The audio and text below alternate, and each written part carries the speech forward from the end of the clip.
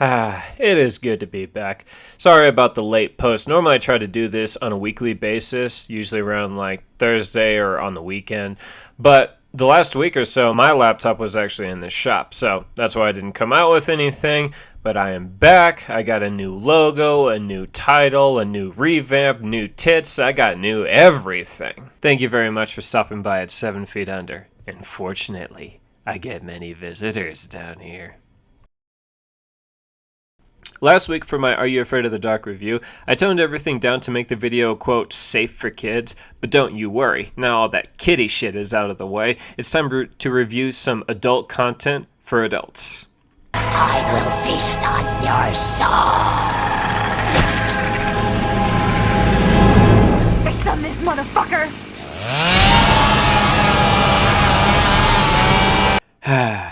That is so much better.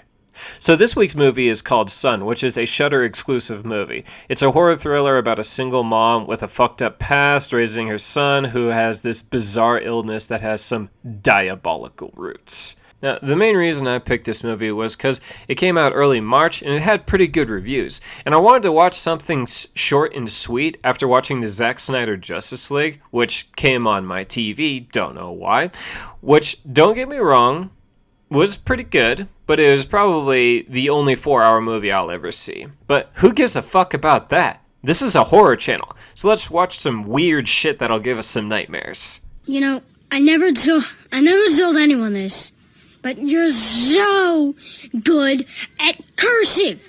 So this movie starts off with our main actress, Laura, speeding in a car away from some people who could care less about being super obvious that they were following her. She ends up giving birth in her car to a kid that she really didn't want, but apparently she changed her mind, and we jump forward to like, I don't know, 6-8 years later. I mean, the movie doesn't really say shit about it, so I'm just guessing.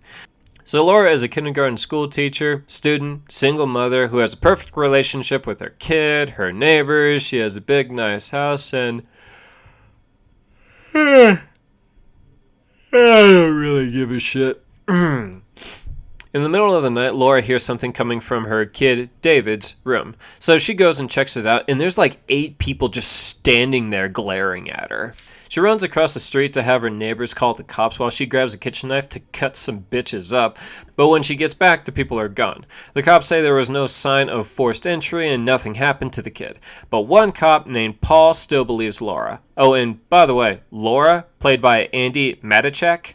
Showing. Yeah, I'd believe her too. So David gets super sick and they take him to the hospital, but the doctors run like 24 tests and can't find anything. Gee, thanks for nothing, dipshits. But later that night, David miraculously gets all better. No thanks to the Dr. Zoidbergs at the hospital.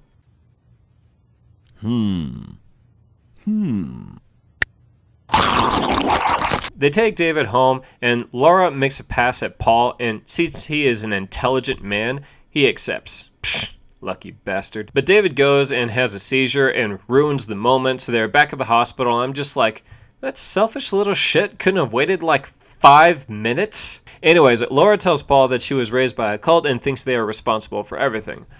Laura overhears a convo that makes you think that some of the docs and nurses are in this cult, so they haul ass out of there. Laura drops David off at the neighbors while she gets supplies to get the hell out of Dodge. And when she comes back for David, well, I guess he got a little peckish and he just straight up ate the neighbor. But Laura is quick on her feet and makes it look like the cult did it, and they bounce.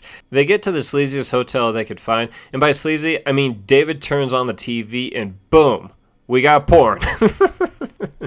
Laura goes with David to meet up with her childhood friend, Jimmy. Meanwhile, Paul does some digging, and officially, it seems like there was no cult, and her dad was just running a pedophile ring, with Laura and Jimmy being the main focus. Laura talks with Jimmy and reveals that her father impregnated her, but Jimmy says no. A demon called the Huntsman got her pregnant. And by judging what we've seen, the demon father seems much more likely. They get to another shitty motel, and David gets hungry again. Good thing there just so happens to be a piece of shit pimp outside for Laura to take forever to lure into the bathroom, and David takes forever to eat him. Normally I'd say this is a dope scene, but I'll explain later why it misses the mark. So Laura chops the guy up and plants his body somewhere else and tries to frame it on the cult again. Paul and his partner go to Jimmy's and find him dead, but not eaten, so it doesn't seem like Laura or David had anything to do with it. Later that day, Laura tells David that she isn't going to help him eat anymore, and they're going to enjoy one last day at a carnival. Paul and the cops find evidence that pins the killings on Laura and not the cult, despite her best efforts. Laura and David enjoy a night at the carnival until his illness acts up, and they go back to their hotel room. Some men bust into the room and close the door behind them, oddly enough, and Laura just unloads a gun on them that she took from the pimp from earlier. She turns on the lights and sees 3 dead cops. I mean, it's amazing aim on her part, but pretty weird how the cops busted into a dark room and shut the door behind them without announcing that they're police or anything like that. Anyways, Laura and David haul ass out of there, and they give Paul a quick call to tell them where they're going, oddly enough. But she also tries to explain that her killing the 3 cops was an accident, and oddly enough, Paul wasn't impressed at her aim or being so quick on the draw. So Laura and David arrive at the place where she was pimped out, and everything seems similar to the visions that she's had during the movie, but they're different, so maybe she is crazy. She calls out to the demon that knocked her up to heal her son. She even threatens to kill David if he doesn't. And just when she seems crazy, a figure rises behind her. Ooh. We get a brief look at this humanoid-looking thing, and we get a glimpse at this thing's face, and I love it. But fucking Paul comes in, and the thing goes away. Oh, fuck you. Laura flips the fuck out on Paul and is about to kill David, but him and the other cops shoot her.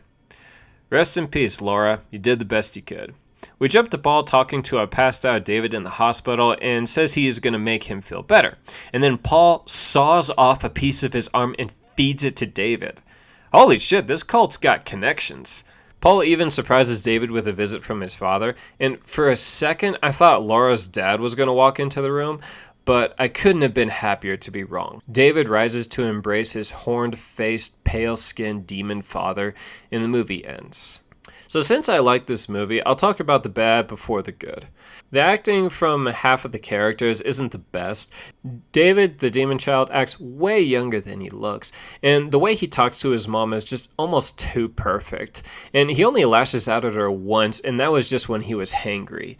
His sudden urge to eat people alive, especially since he did it to his neighbor, who was a friend, should have had some permanent change to his personality. But we never see it. He's always just this perfect, innocent kid until he's hungry.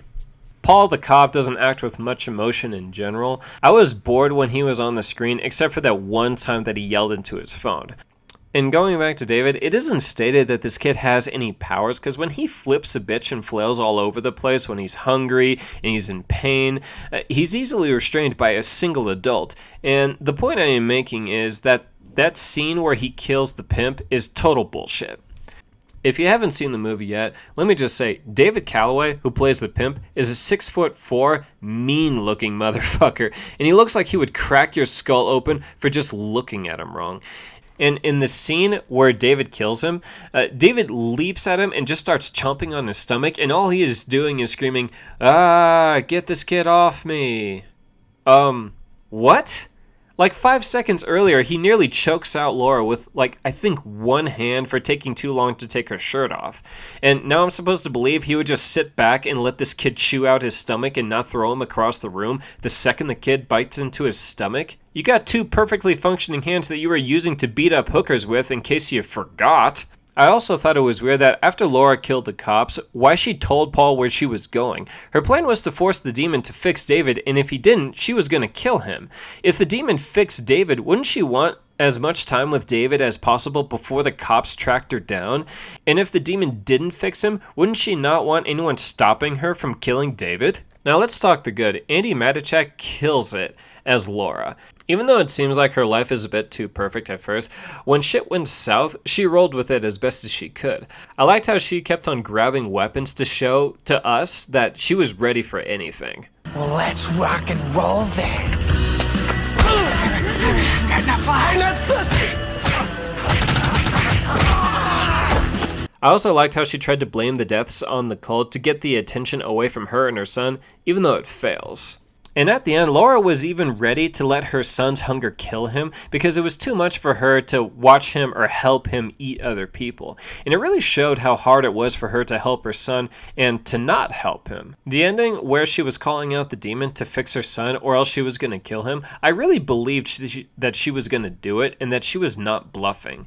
I also really liked the demon design, and more importantly, I liked how we barely saw it. Sometimes less is more. Take note, Underwater, you should have only showed Cthulhu once, maybe twice. I also liked the acting from Jimmy, Laura's traumatized friend, which helps the movie out a lot. If Laura outshone everyone else's acting, it would have really hurt the movie's rewatchability. Overall, I'd give this movie a 7 out of 10.